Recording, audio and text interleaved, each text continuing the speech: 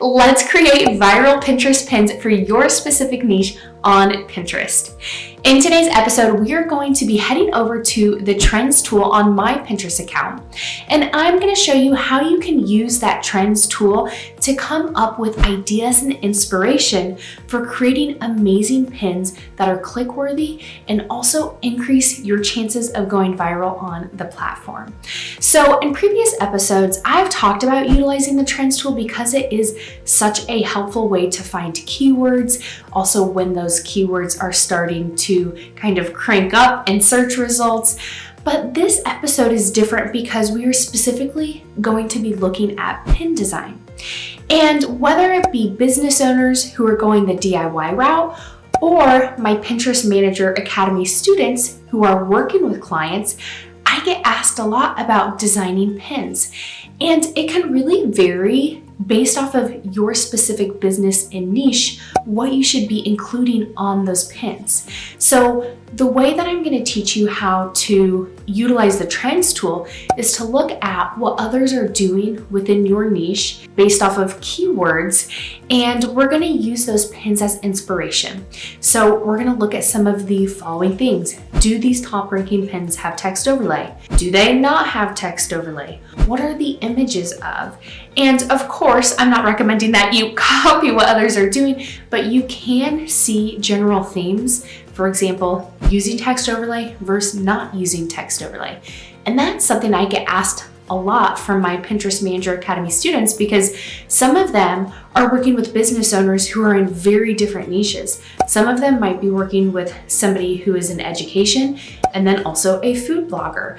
And what you are doing in regards to pin design, yes, there are some general best practices, such as making sure that the pin is a high quality image, it's properly formatted, things like that. But in other ways, there's a lot of different things that you can play with and adjust and tweak, and it really has a big impact overall in the performance of your Pinterest pins, and that's because Pinterest is a visual search engine. So the first action that people take when they go to Pinterest is typically going to the search bar and typing in what they want ideas and inspiration for. But then the next piece of what I like to call this Pinterest funnel. So first step really in that funnel is searching, and then the next step would be the visual part, where then they're actually scrolling or looking at pins and deciding what's inspiring them. What do they want to take action on? What do they want to save? So that visual piece is so important on Pinterest because that is really helping you stand out from other people's content.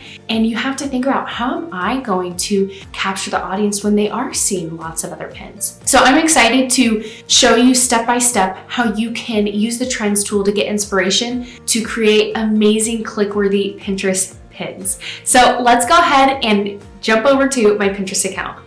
Okay, so here we are logged into my Pinterest account. The first thing you are going to do is click on the home feed. Now, underneath that, once you click on that, you'll see shortcuts, create, analytics, and then Pinterest trends. I am going to click on Pinterest trends, and I'm going to start scrolling down until I get to discover trends in the United States.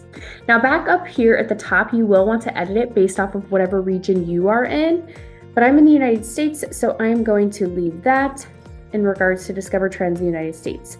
So now underneath filters, you'll see trends type.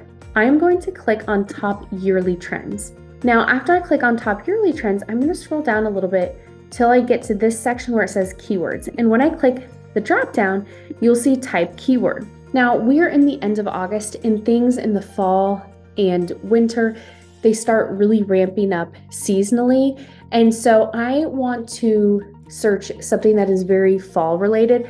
So let's type in, and I will mention too, you're not just going to type in any keywords here.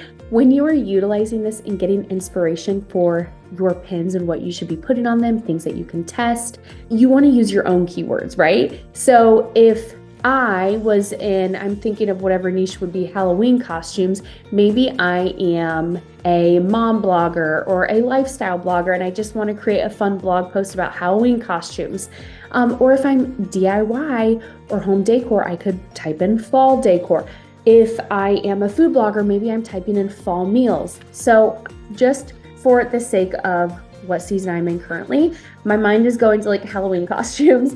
So I'm already seeing them out in stores at the end of August. So we're going to see what comes up for Halloween costumes. So I'm going to type in that keyword, those keywords I should say, and hit enter. And up here underneath keywords, I'm going to click on the first keywords that come up. So group Halloween costumes. So I'm going to click on that and it's actually going to open a new window. Now I do see this graph, and if you want to learn more about what this means, how you can utilize it with planning your content, definitely check out the other YouTube episodes that I will link in this episode so that you can learn more about utilizing the trends tool, using this to plan your content. But for today, we're going to scroll down and look at popular pins. Now right away, I can see a mixture. I see pins with text overlay. I see pins without text overlay. So if I click on any of those pins, I'm just going to click on the first one. It's going to open a new window. What I'm going to do now, I'm going to highlight and copy that link, and then I'm going to come up here and I'm going to open a incognito browser because I mentioned Pinterest has preconceived notions about your interests and your searches and what you would want to see. So I'm going to paste that link and hit enter. And now I'm seeing search results and I'm logged out of my account. So I'm in that incognito browser. Once again, I'm seeing a mixture of pins with text overlay, without. I'm also seeing pins that are not properly formatted. So this pin right here is square. I really want you to follow best practices, even if you see some of the top ranking pins not properly formatted. For example, I do have another episode really about the foundations of creating scroll stopping pins. And one thing that's really important is to make sure that your content is properly formatted. It's vertical, 2:3 ratio, or 1000 by 1500 pixels.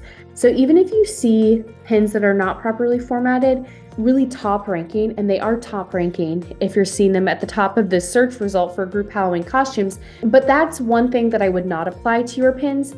What I would apply, I'm seeing a combination of only images and also pins with text overlay. Now, I'm also going to pay attention to other themes. So I'm noticing really high numbers. For example, 50 group Halloween costumes, 40 best group Halloween costumes, 29. So maybe I come up with 70, or you can apply that in some way. So that's catching people's attention because it's telling them, I'm going to get a lot of ideas and a lot of inspiration. And that's the whole point of Pinterest. So it can give you ideas. And also too, I'm noticing collages, and that inspires people and they want to see more of those costumes. So I can take some of those ideas and apply them to my own content, whether that be just using a pin with an image, or maybe showing multiple different costumes. So maybe you don't even have group costume ideas, but you could still apply this in terms of like having a pin with a collage where you're showing multiple different costumes, where you have a pin with a lot of different ideas. So like I mentioned, utilizing a number, and they mainly seem to be high numbers. Now this pin is really interesting because it says costume ideas for groups of 5. So maybe you have a lot of good ideas for groups of 3 people or groups of 4 people. So that could be an interesting angle that you could take as well. So there's really a lot of both. There's text overlay and there's a lot of pins that are just an image. A lot of them that I'm noticing with the text overlay also have a lot of different pictures. So you could test, now this one has text overlay, but it doesn't have multiple pictures. So there's a few different things that you could really do. And I would recommend creating half of your pins without text overlay and half with.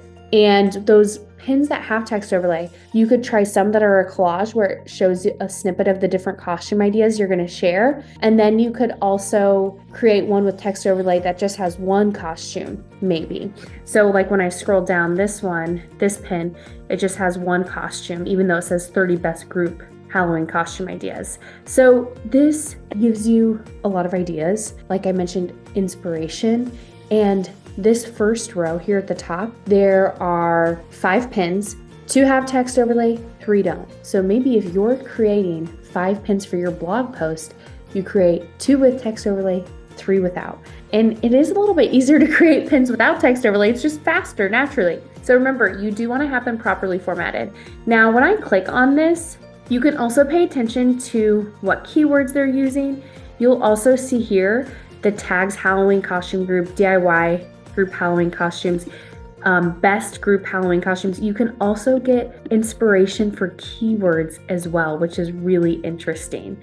So you can scroll here on this pin and see what keywords that will help you when you're writing your titles, your descriptions for your pins. And if you really want a tutorial on how to write the best Pinterest pin titles and descriptions, because those are so important, because it's a place to include keywords, which helps Pinterest index your content, then I will make sure to link my other YouTube episodes that really teach you step by step how to write the Pinterest pin titles and the descriptions so that you know how to utilize those keywords. So this is a great way to really get inspired and also see what's going to work well for your business and niche on Pinterest. So let's go ahead and wrap up this episode. I hope you found this tutorial helpful. I am obsessed with the trends tool. There's a lot of different ways that you can use it, but I hope that today's episode was really helpful when it comes to designing pins that are going to perform well for your specific niche. I would love to invite you to subscribe to my channel, like this episode. Let me know in the comments what questions you have, or maybe even other topics you'd like to see me cover in the future. And if you are wanting a comprehensive course on Pinterest, I do have Pinterest Marketing Magic, which is my signature course for business owners. So if you're a business owner wanting the most comprehensive guide and course to creating and implementing a Pinterest marketing strategy, that course is for you. If you are an aspiring Pinterest manager and you want to have everything you need to truly be successful with your service-based business, I would love for you to apply to my Pinterest Manager Academy. Now, I do have some free resources if you just want to learn more about Pinterest management in general. I have a secret podcast, but then I also have a free guide. So I will make sure to link all of those in this episode, and I can't wait to see you soon in next week's episode. Bye for now.